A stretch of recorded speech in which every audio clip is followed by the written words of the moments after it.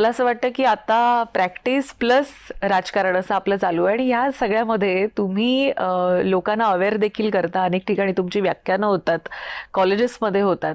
Demography या विषयावर तुम्ही खास करून लोकांना अवेअर करताय, याबद्दल काय सांगाल? मुंबईमध्ये आणि इतर शहरात देखील आपण बघितलं की आपलं डेमोग्राफी चेंज होत आहे.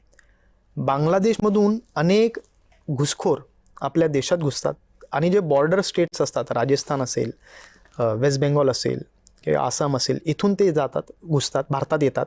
त्या राज्यात ते काही महिने राहतात, भाषा शिकतात, आपलं देहबोली शिकतात, इंडियन कल्चर शिकतात आणि मग त्यांना सांगितलं जातं तर तुम्ही डिस्पर्स व्हा आणि मग मुंबईत ते येतात, काही दुसऱ्या शहरांमध्ये जातात. आणि मी जो अभ्यास केला आहे त्यातून असं निदर्शनास आलं की बांद्रा ईस्ट असेल, कलिना असेल, कुर्ला असेल किंवा काही ठिकाण मुंबईचे असतील, तिथे एवढे हे घुसखोर घुसलेले आहेत आणि त्यांना आपलेच काही हिंदू लोक आधार कार्ड मिळवूनही देतात.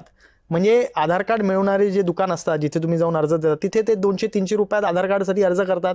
त्यांना ते आधार कार्ड मिळतात देखील आणि ते दुकानदार सांगतात तुम्ही अजून 15-20 घेऊन या, आम्ही तुम्हाला डिस्काउंटेड रेटमध्ये देऊ.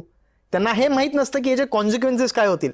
मग हे बोगस आधार कार्ड वाले बांगलादेशी आपल्या राज्यात, आपल्या शहरात राहतात. मग ते स्विगीमध्ये काम करतात, झोमॅटोमध्ये काम करतात, एखाद्या बिल्डरचा वॉचमॅन म्हणून काम करतात, कुठेतरी डिलिव्हरी बॉयमधून काम करतात आणि मग त्यांचं एक नेक्सस तयार होतं. आणि त्यांचा विचार हाच असतो की जर कुठलीही लोकशाही लोकसंख्यावर टिकून असते.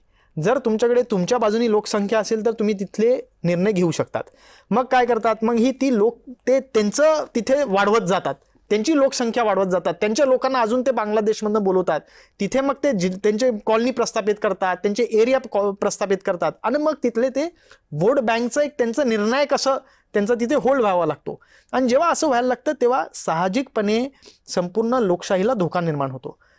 मी काही प्रकरणं अशी बघितली ज्याच्यात पोलिसांनी चार्जशीट फाईल करत असताना हजारोच्या संख्येने हे बांगलादेशी आपल्या मुंबईत आलेत, पुण्यात आलेत आणि अशा ठिकाणी काम करतायत आणि त्यांना काही आपलेच लोक वोट बँकसाठी त्यांना मदत करतायत.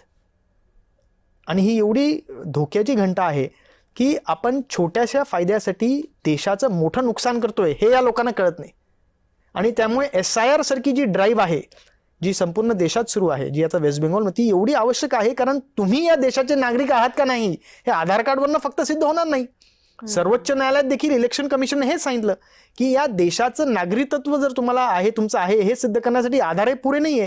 तुम्हाला तुमचं बर्थ सर्टिफिकेट लागेल, इतर तुम्हाला डोमिसाईल लागेल, इतर डॉक्युमेंट्स दस्तावेज लागतील, तेव्हा सिद्ध होईल की तुम्ही या देशाचे नागरिक आहात. कारण आधार कार्ड तर असंही 300-400 रुपयात कुणीही मिळू शकतं बोगस.